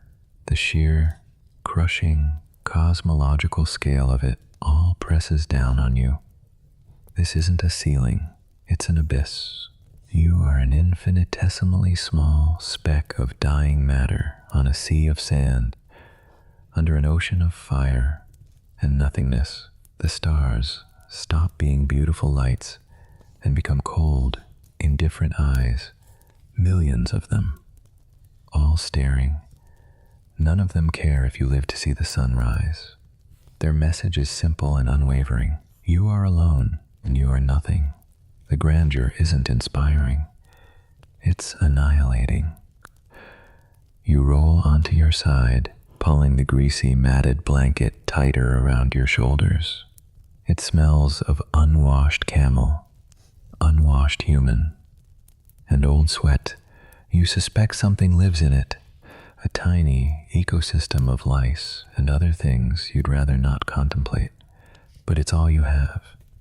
There's no premium goose down sleeping bag. There is no memory foam mattress topper. There is only the hard, cold sand and this scrap of woven animal hair. The campfire crackles. Another myth. It's not a cheerful, roaring blaze where stories are told. It's a small, earth-antetic mound of glowing camel dung. That's the fuel source out here. There is no wood. You spend a portion of every day gathering the dried, baked droppings of your own pack animals. It's the circle of life in its most humiliating form. You reach out a hand, your fingers cracked and bleeding from the dryness, and poke a piece of it. It doesn't issue a satisfying crackle. It crumbles, releasing a puff of acrid, eye-watering smoke and a smell that defies polite description. It's the smell of burned earth, ammonia, and something vaguely, unpleasantly organic. This is your hearth. This is your comfort. A smoldering pile of excrement that offers just enough light to see the misery on the faces of the people around you, and just enough heat to make the surrounding cold feel even colder. You are weeks into this journey now, maybe months. Time has lost all meaning. The concept of a day of the week is a laughable piece of fiction from another world. There is only the cycle. The cruel sun, the parasitic cold, the walk, the rest, the sun, the cold, the walk, the rest. It's a rhythm that has ground your sense of self down to a nub. You remember vaguely the person you were when this started. Hopeful, maybe a little arrogant. You had plans, you had a destination in mind. Sigil Masa, the legendary city, a jewel of trade. You imagined the gold, the salt, the spices. Now you imagine a full water skin. That's the extent of your ambition. The initial shock of the discomfort has long since faded. The dysentery, the vomiting, the sun sickness. That was just the orientation package, the introductory offer. Now you've settled into the subscription model of suffering, and the premium features are truly something to behold. Let's talk about your mouth. You run your tongue over your teeth. They feel loose, wobbly. Your gums are swollen and spongy, and they bleed whenever you chew the hard, gritty bread that constitutes your dinner. This morning, you spat out a mouthful of blood after your meal. You didn't even feel any pain. Just a soft, squelching sensation, and then the coppery tang of your own failing body. It's scurvy. You don't know the word for it, of course. To you, it's just the sickness. You've seen it before. The old man, Hassan, who started the journey with a boast and a laugh, his laughs turned to coughs. His teeth fell out one by one. Then the old scar on his leg from a childhood fall split open again, weeping a thin, foul-smelling fluid. He died 2 suns ago. They didn't even stop to bury him properly. The caravan leader, the Amir, a man whose face looks like it was carved from granite, simply gestured for 2 men to drag the body off the track. The sand and the jackals would handle the rest. No eulogy, no moment of silence, just a brief, administrative pause in the endless march forward. His camel was immediately reassigned. You feel the small cut on your own knuckle, the one you got from a sharp rock a week ago. It hasn't healed. It's a puffy, angry, red circle, and it throbs in time with the blood in your ears. Your body has forgotten how to fix itself. It's run out of the necessary materials. Your own biology is quietly filing for bankruptcy.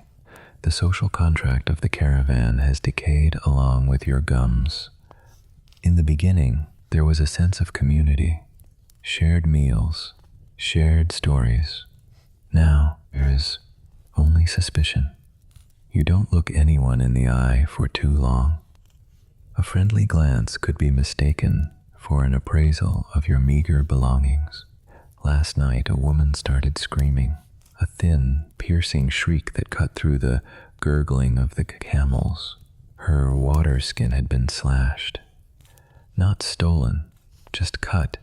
The water, more precious than any gold, was a dark, spreading stain in the sand. A message. Who did it? Was it the quiet man with the twitching eye who always sits apart from the group? Was it the merchant who lost 2 camels last week and looks at everyone else's animals with a hungry, desperate envy? Or was it a simple act of random, pointless cruelty from a mind that has been sand-blasted into nihilism? No one knows, and no one investigates. The Amir simply declared that her ration was her own problem. There is no customer service desk here. There are no refunds. She will now have to beg or trade or steal. You watch her now, sitting by the edge of the camp, rocking back and forth. Her son died of a fever in the first week. Now her water is gone. She is a ghost, waiting for her body to catch up. You feel a pang of something. Pity? No, that's too luxurious a feeling. It's fear. Cold, simple fear, because you know that could be you, one cut, one moment of inattention, and you are her. The illusion of this being a shared journey has evaporated. It's not a caravan anymore. It's a collection of individual survival scenarios, all happening to be moving in the same direction. Your neighbor is not your friend. He is your competitor. He is the person who will drink the water you don't. He is the person who will eat the food you can't. When you sleep, you do it with one arm thrown over your pack, your water skin nestled against your stomach like a fragile, leathery baby. Privacy? What's that? You live, eat, sleep, and defecate in full view of 50 other people. The concept is absurd. The camp is an open concept living space designed by a sadist. You know the intimate details of everyone's bodily functions. You know that Ibn Khalid groans in his sleep. You know that Fatima weeps quietly before the sun rises. You know the specific rattling sex sound of the cough that belongs to the man who will almost certainly not see the next oasis. These sounds are the new soundtrack to your life, a symphony of decay. Your world has shrunk. It is the sand in front of you, the aching in your back, the thirst that is a permanent resident in the back of your throat, the sun, the cold, and the horizon. The horizon has become your personal tormentor. Every morning you look at it. It is a perfect, clean line, a razor's edge. You walk towards it all day, a grueling 10-hour shuffle through shimmering heat that makes the air itself look like boiling water. And at the end of the day, after all that effort, after all that pain, the horizon has not moved. It is still there in the exact same place, a perfect, clean line mocking you. Sometimes your mind plays tricks on you. You see a lake shimmering in the distance, palm trees swaying in a gentle breeze. You've heard the stories. The old hands call it the Sarabda mirage. The first time you saw it, a flicker of hope ignited in your chest, so fierce it was painful. You pointed, your voice a dry croak. One of the veteran guides just glanced at it, spat a glob of thick saliva onto the sand, and kept walking. He didn't even have to say anything. The hope died, and the shame of having felt it was worse than the thirst itself. Now you don't trust what you see. The landscape is a liar. The sky is a liar. The only truth is the pain in your feet and the grit of sand between your teeth. You think about food, not in the way a modern person thinks about food. What am I in the mood for? But as a desperate, obsessive calculation. The daily ration is a small cake of millet flour baked in the hot sand until it's as hard as a rock. You have to break it with a stone and gnaw on the pieces, letting them soften in your mouth.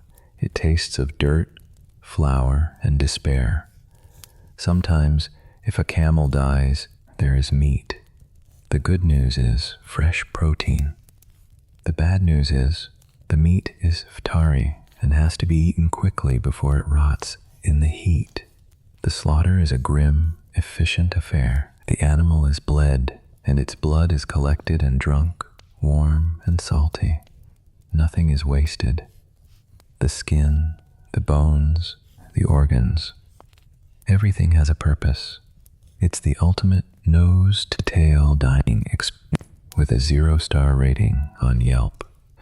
You poke the dung fire again. A spark flies up and vanishes into the infinite black. You are so tired, not just physically.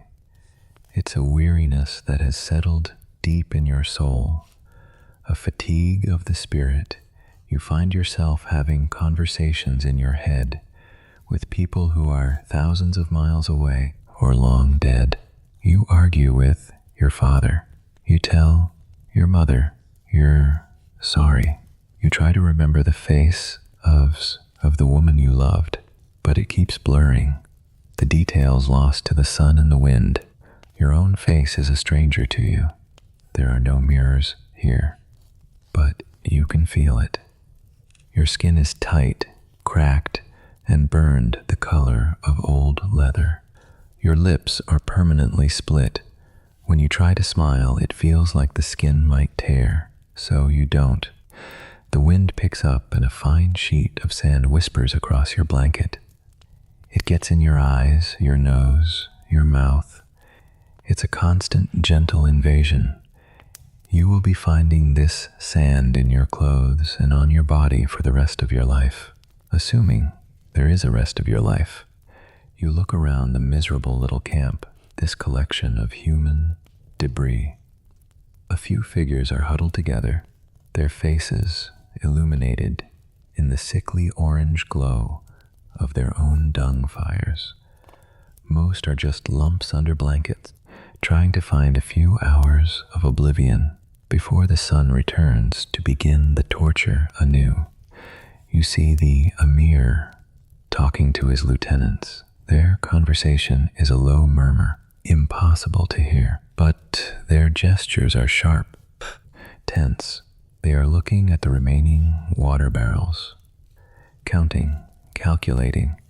You don't need to hear the words to understand the meeting. The math isn't good. The next well, the one marked on the mental map that only the Emir possesses, is still days away. Or is it? What if he's lost? The thought is a cold stone in your gut. What if this man, this granite-faced leader in whom everyone has placed their faith, is just as blind as the rest of you? He projects an aura of absolute certainty, but out here, certainty is the most dangerous mirage of all. He could be leading you in a great slow circle, a death march to nowhere. You close your eyes. You try to summon a pleasant memory, the taste of cool water from a well, the smell of rain on dry earth, the feeling of a soft bed. But the memories are faded photographs.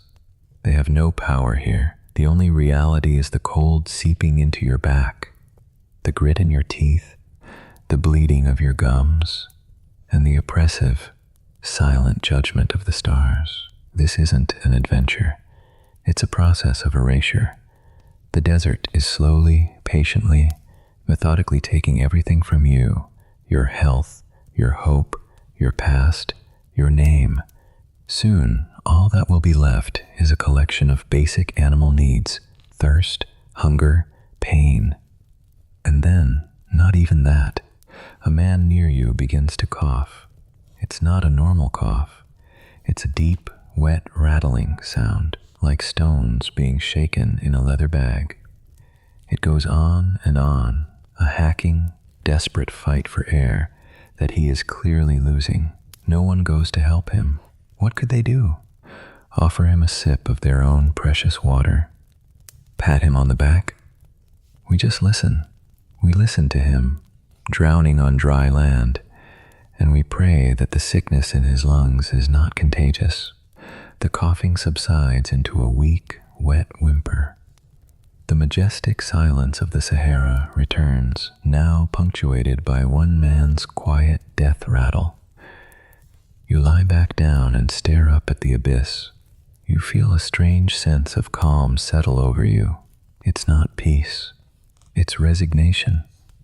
You've passed through fear and landed on the other side in a place of cold, clear-eyed emptiness. The outcome is no longer your primary concern.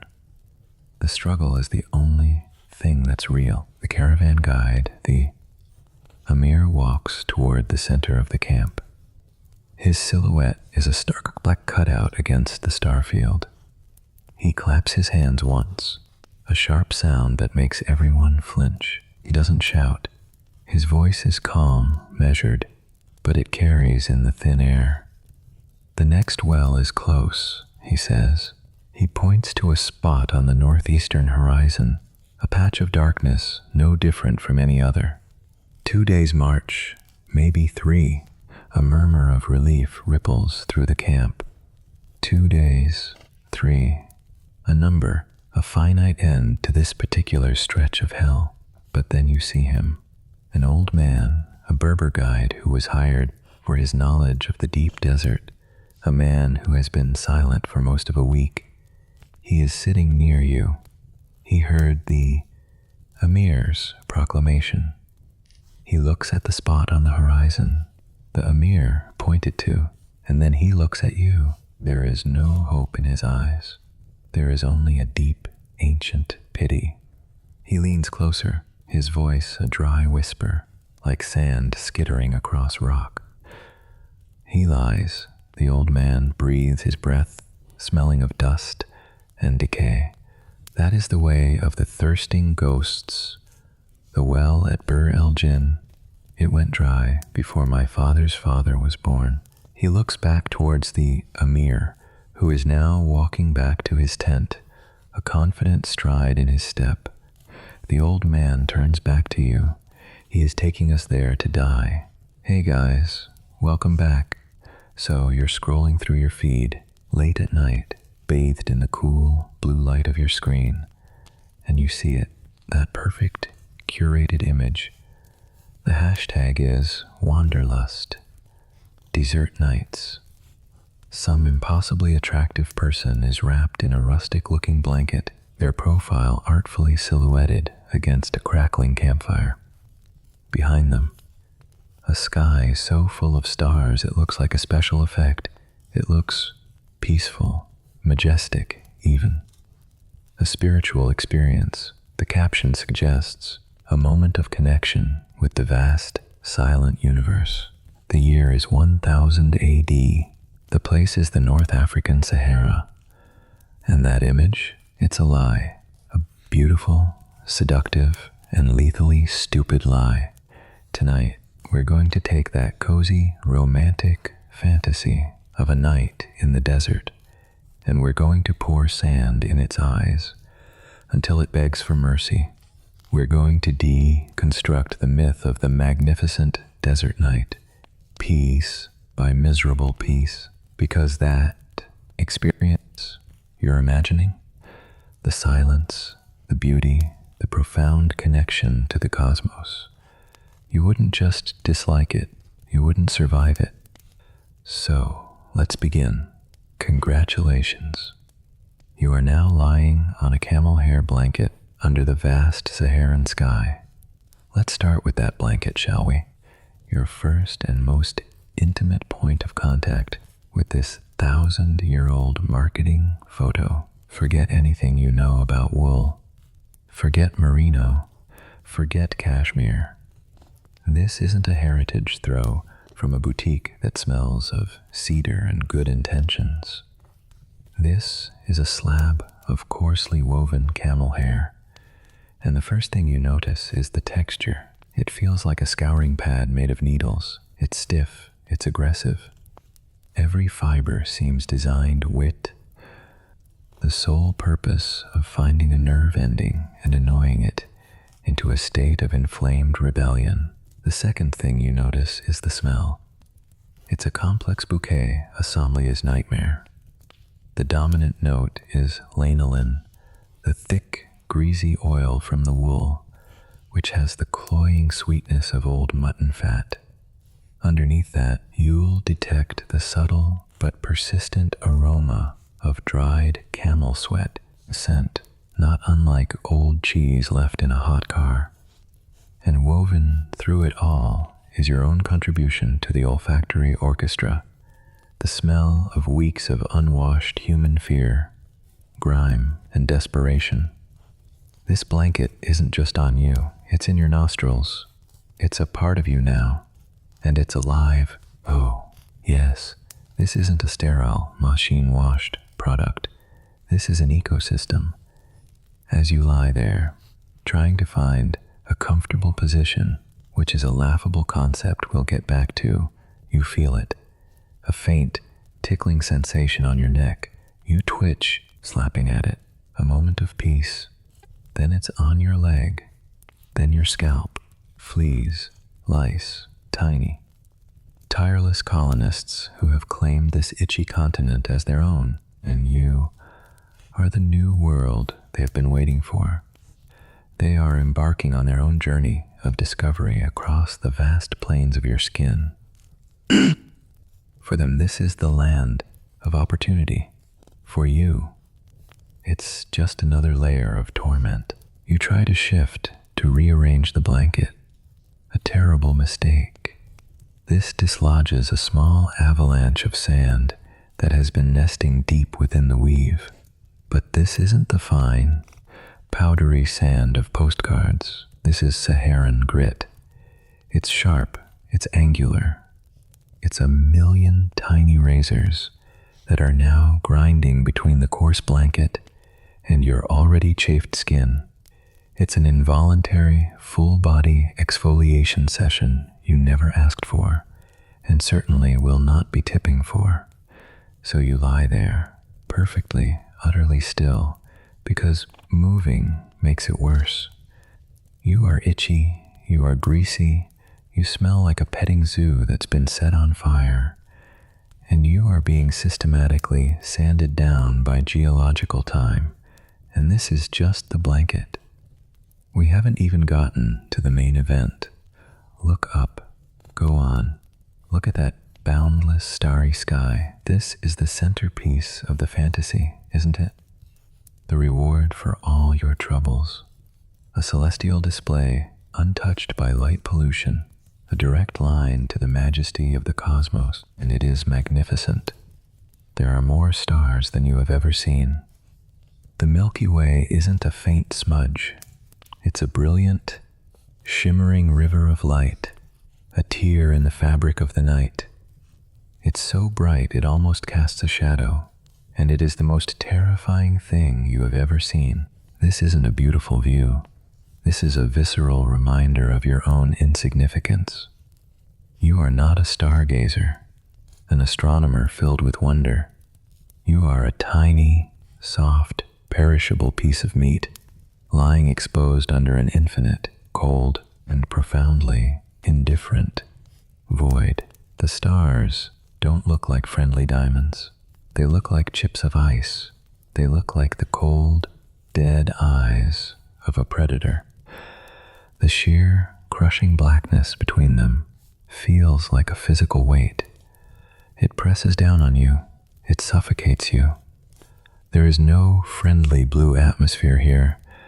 No comforting haze. Just you and the abyss. The silence you imagined would be peaceful. It's not. It's absolute. It's a ringing in your ears.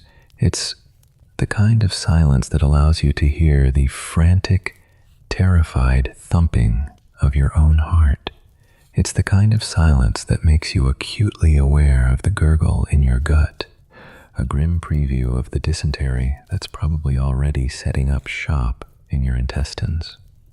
In this silence, the universe doesn't whisper secrets of creation. It screams a single, deafening message. You are nothing. You are temporary. You will be gone, and I will not notice. And the cold. Oh, the cold. The desert gives up its heat with shocking speed once the sun is gone. This isn't a crisp autumn evening. This is a penetrating, predatory cold that sinks past your stinking blanket, past your filthy clothes, past your skin and muscle, and settles deep in your bones. It feels like the earth is trying to suck the very heat from your marrow. Your teeth begin to chatter, an uncontrollable, rhythmic clicking that seems obscenely loud in the crushing silence. Every breath you exhale is a plume of your own life force, your own precious heat escaping into the void, lost forever. You pull the horrid blanket tighter, but it's no use. The cold isn't outside you anymore. It's inside you. You are a fragile, lukewarm container, and the universe is trying to equalize the temperature. Spoiler alert, the universe is going to win. So you lie there, a shivering, itching, stinking lump of anxiety, staring into the face of your own cosmic irrelevance. This isn't wanderlust. This is existential dread, premium edition, with no customer support. And then a sound. It rips through the silence. A noise so alien and so awful it makes the hair on your arm stand up. The romantic notion was the low distancing of camels, a gentle, atmospheric soundscape. Reality is a bit different. The sound you hear is a wet, guttural, bubbling roar that seems to emanate from the very bowels of the earth. It's the sound of a creature in profound gastric distress. It's the sound of a very large drain backing up. It's the sound of a dinosaur complaining about its life choices. That is your camel, your noble ship of the desert. Camels are not quiet, dignified creatures. They are biological complaint factories. They groan, they bellow, they shriek, they make a horrifying gurgling sound as they chew their cud that sounds exactly like a man drowning in a vat of oatmeal, and they do this all night. There is no rhythm, no pattern. Just when you think the awful symphony has ended, a new, even more creative noise of digestive misery will tear through the night, yanking you back from the edge of sleep. This isn't a soothing nature app. This is your neighbor's beagle. If the beagle weighed in 500 pounds, had a grudge against God, and was communicating its displeasure directly from its lower intestine, and with the sound comes the smell.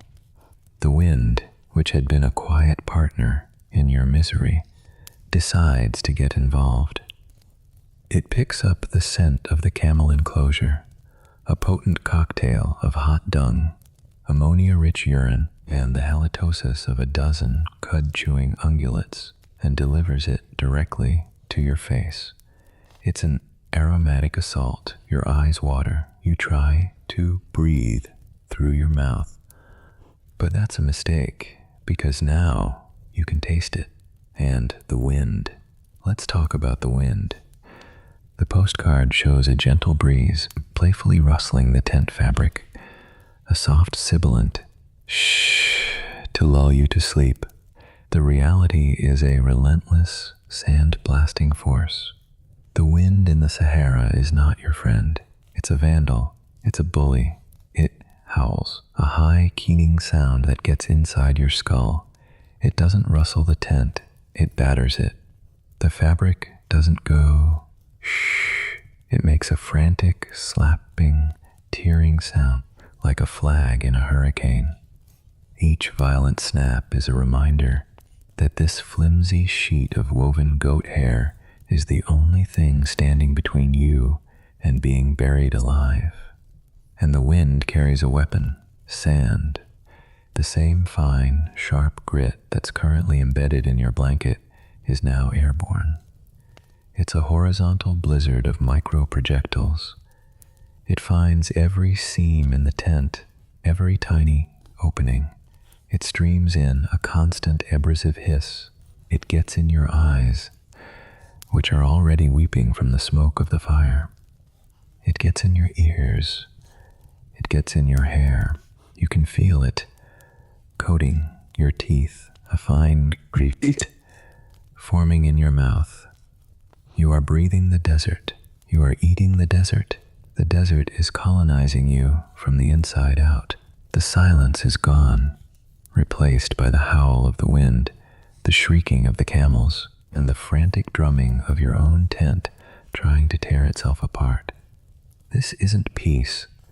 This is an acoustic and physical assault. You are trapped inside a sand-blasting machine with a malfunctioning sound system playing demonic farm animal noises. So, what do?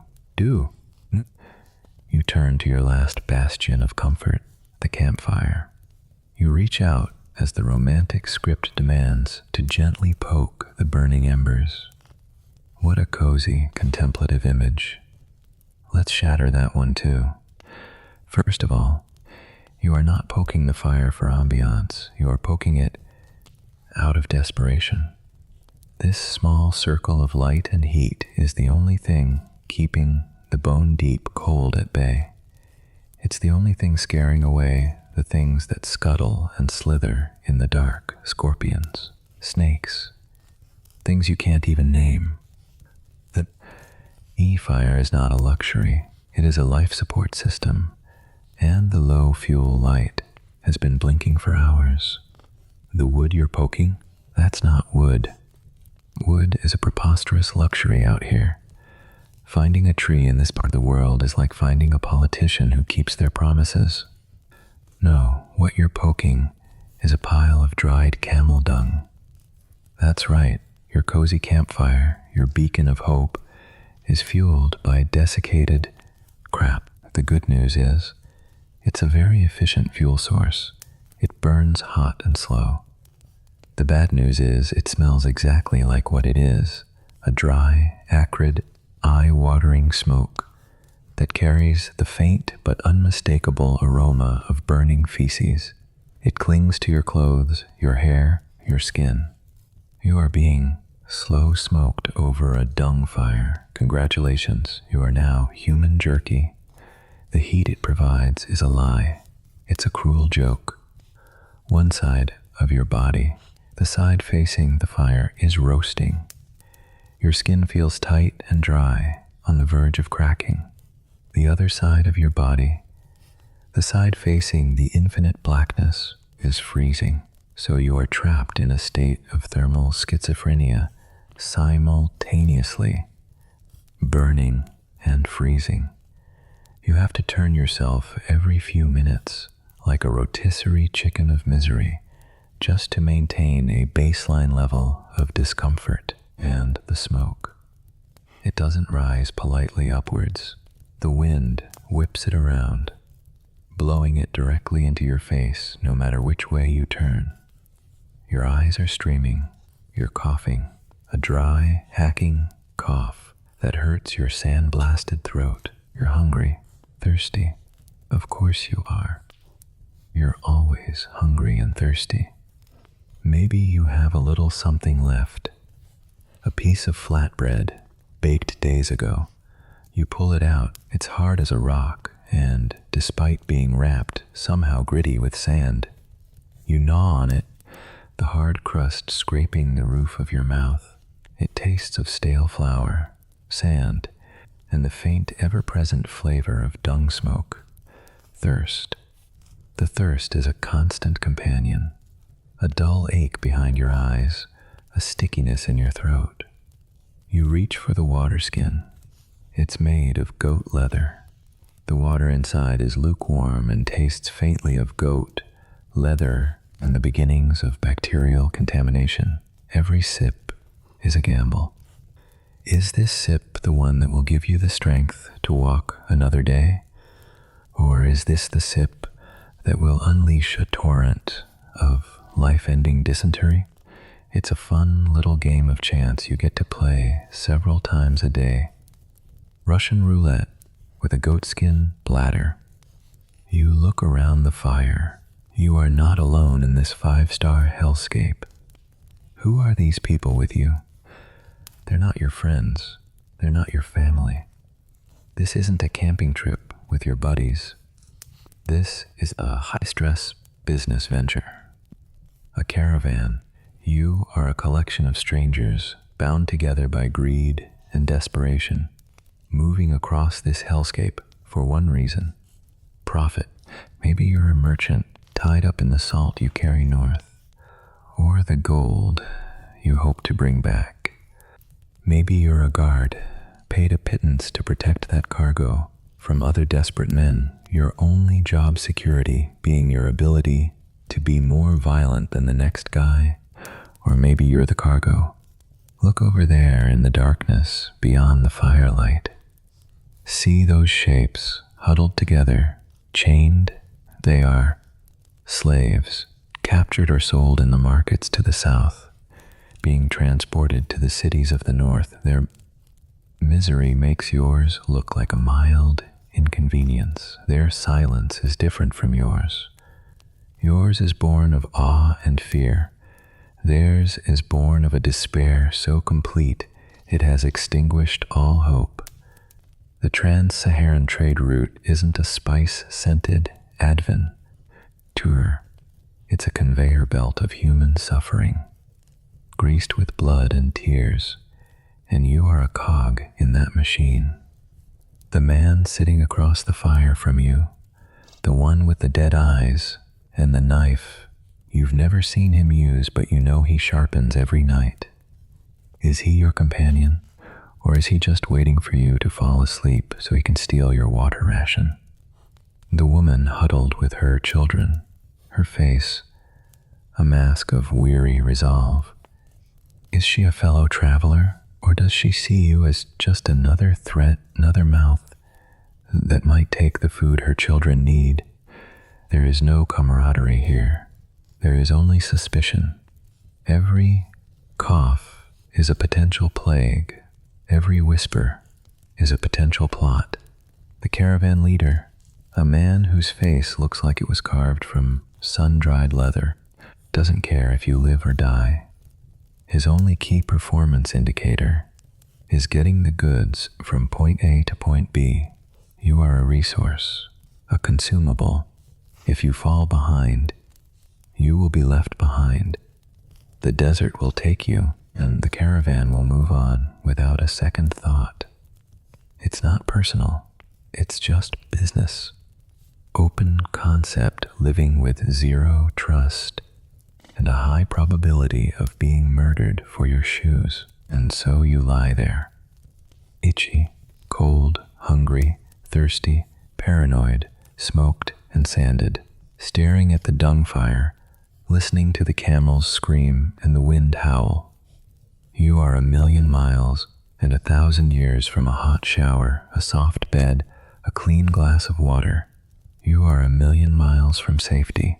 Your body is a catalog of pains, the chafing on your thighs, the blisters on your feet, the ache in your back from sleeping on the hard ground, the dull throb in your head from dehydration, the gnawing emptiness in your stomach. Your mind is a whirlwind of fear.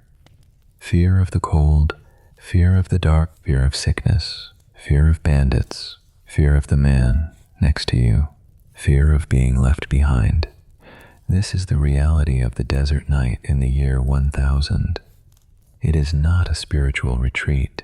It is a survival test, a brutal, unforgiving, multisensory final exam where the penalty for failure is a swift and anonymous death.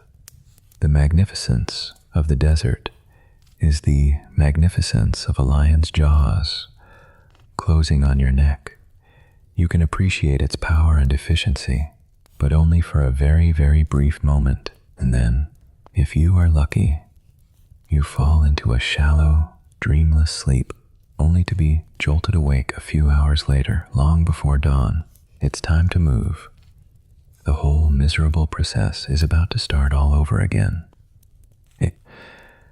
And you will do it, because the only thing more terrifying than another night in the desert is not surviving to see it. So, the next time you're tucked into your climate-controlled bedroom, in your bed with its memory foam mattress and its high thread count sheets, and you find yourself scrolling through pictures of desert vibes, maybe take a moment to appreciate the silence, a silence that isn't filled with the sounds of your own impending doom.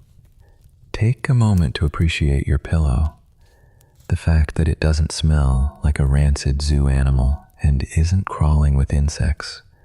Go to your kitchen and pour yourself a glass of cold, clean water.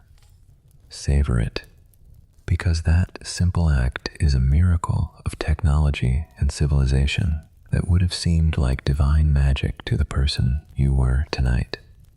That romantic image of the past, it's a beautifully crafted fiction. The reality was mostly filth, disease, fear, and an overwhelming sense of gratitude for simply not being dead yet. So by all means, enjoy the pictures. But be profoundly, deeply thankful that you can turn off the screen, roll over in your clean, soft, scorpion-free bed, and go to sleep. Sleep tight.